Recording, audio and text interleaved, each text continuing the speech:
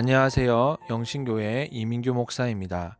5월 17일 화요일 큐티 본문 말씀은 사무엘상 6장 1절에서 7장 2절까지 말씀인데요. 6장 19절에서 7장 2절까지 말씀 읽어드리겠습니다. 베세메스 사람들이 여호와의 궤를 들여다본 까닭에 그들을 치사 5만 70명을 죽이신지라. 여호와께서 백성을 쳐서 크게 살육하셨으므로 백성이 슬피 울었더라.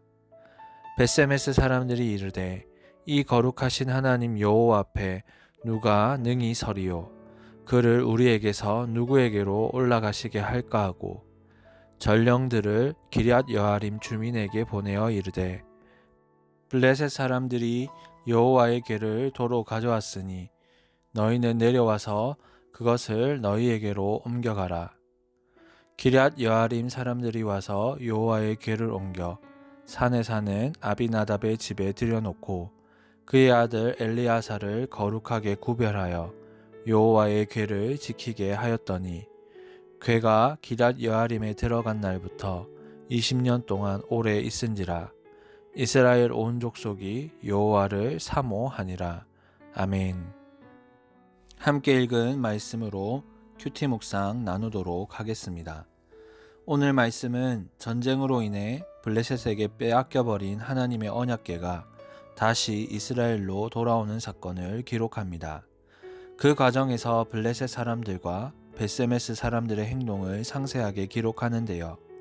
블레셋 사람들은 언약궤에 대한 지식이 전혀 없는 이방인이었고 베세메스 사람들은 이스라엘 백성이었습니다. 그러나 본문은 이러한 차이가 전혀 무색할 만큼 베세메스 사람들이 언약궤에 대해 실상은 율법과 하나님에 대해 모르고 있었다는 사실을 보여줍니다. 블레셋 사람들은 7개월 동안 여호와의 궤를 갖고 있으면서 무서운 질병의 재앙을 당한 후 더 이상 여호와의 궤를 감당할 수 없다고 판단했습니다. 그래서 그들은 질병으로 죽지 않고 치료받으려면 하나님의 진노를 푸는 제사를 드려야 한다고 생각했습니다. 블레셋 사람들이 하나님에 대해 가르쳐주는 사람 하나 없이 이 정도의 생각을 하게 되었다는 것은 정말 놀라운 일이 아닐 수 없습니다. 그러나 블레셋 사람들은 여호와의 궤를 보내면서 그냥 보내지 않고 하나님의 살아계심을 시험하였습니다.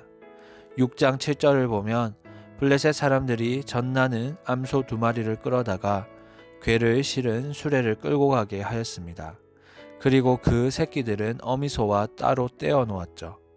젖이 나는 암소는 새끼를 떠나지 않으려고 하니까 암소가 여호와의 궤를 메고 이스라엘로 가지 않고 버티면 하나님은 없다라고 부정하려는 간사한 술책이었습니다. 블레셋 사람들은 하나님을 믿는 것 같으면서도 끝까지 하나님을 의심하고 시험하였죠. 마지막 순간까지도 자신들에게 일어난 일이 하나님이 하신 것이 아니라 우연히 일어난 것으로 믿고 싶었던 것입니다. 만약 신앙을 가진 사람들이 이런 일을 저질렀다면 하나님은 더 엄중하게 심판했을 것입니다. 하지만 하나님은 블레셋 사람들이 믿음 없는 자들이라는 것을 알고 계셨죠. 하나님은 블레셋 사람들을 맞상대하지 않으셨습니다. 오히려 다시 한번 자비를 베푸셔서 블레셋 사람들의 요구사항에 맞추어 주심으로 그들로 하여금 하나님을 알게 하셨습니다. 드디어 하나님의 궤가 이스라엘로 돌아왔습니다. 그 중에서 베세메스라는 곳에 도착하였죠. 베세메스는 블레셋에서 가장 가까운 유대 마을이었습니다. 베세메스 사람들은 하나님의 궤를 보고 대단히 기뻐하였습니다. 그들은 블레셋 사람들이 원했던 대로 수레를 끌고 온 소를 잡아서 하나님께 속건제를 드렸습니다. 베세메스 사람들이 하나님께 제사를 드린 일은 참으로 잘한 일입니다.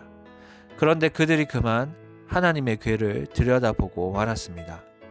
6장 19절을 보면 그들이 하나님의 궤를 들여다본 까닭에 5만 70명이 죽게 되었습니다. 19절을 보면 5만의 괄호가 쳐져 있습니다. 이것은 성경학자들이 베세메스의 인구가 5만은 될 수 없다고 보기 때문에 괄호로 묶어 놓은 것입니다.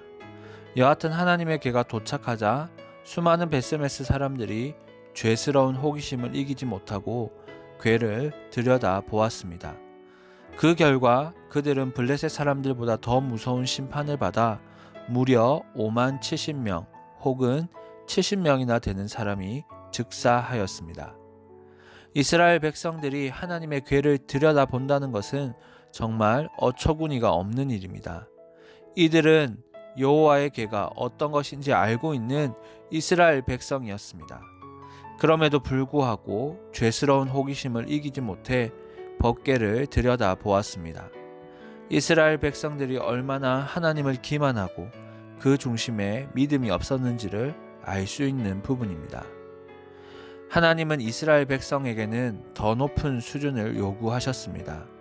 하나님은 이스라엘 백성을 블레셋 사람들과 같이 대하지 않으셨습니다. 그런데 베스메스 사람들은 이방인의 수준에서 하나님을 대했습니다. 하나님은 이스라엘 백성에게는 더 분명한 신앙을 요구하셨죠. 법궤 안을 들여다본 결과 수많은 사람이 즉사하는 재앙을 받은 베스메스 사람들도 결국 블레셋 사람들처럼 하나님의 궤를 감당할 수 없다는 판단을 내렸습니다. 20절을 보면 그들은 하나님의 궤를 옮기려고 하였습니다. 이스라엘 백성 가운데 있어야 할 하나님의 궤가 영광스럽게 돌아왔는데 믿음 없는 사람들 때문에 또 다른 곳으로 옮겨져야 하는 비극이 발생하고 말았습니다. 사랑하는 여러분, 우리는 하나님께 예배드릴 수 있고 하나님의 말씀을 들을 수 있는 놀라운 특권을 가지고 있는 사람입니다. 우리는 하나님의 자녀이기 때문에 불신자들을 위해서 기도해 줄 수 있고 우리를 통하여 세상 사람들이 하나님의 복을 받을 수 있습니다. 하지만 우리는 그러한 특권에만 심취하여 우리의 신앙을 제대로 돌아보지 않을 때가 많습니다. 오히려 불신자보다 더 믿음 없는 말과 행동을 할 때가 있죠. 하나님은 우리에게 하나님 백성다운 신앙의 행위를 요구하십니다. 베스메스 사람들이 하나님의 백성다운 신앙을 가지지 못했을 때 그들은 블레셋 사람들보다 더 비참한 결과를 맞이하였습니다. 우리는 이 사실을 본문을 통해 분명히 기억해야 합니다. 저는 여러분 모두 하나님의 말씀을 온전한 믿음으로 받아들이는 은혜가 있기를 소망합니다. 만약 하나님의 궤가 여러분에게 주어진다면 여러분은 어떻게 하시겠습니까?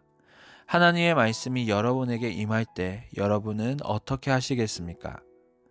본문 7장 1절과 2절을 보면 하나님의 궤가 베스메스에서 기럇 여아림으로 옮겨진 후에 기럇 여아림 사람들은 하나님의 궤를 소중하게 여기며 사모하였다고 나와 있습니다.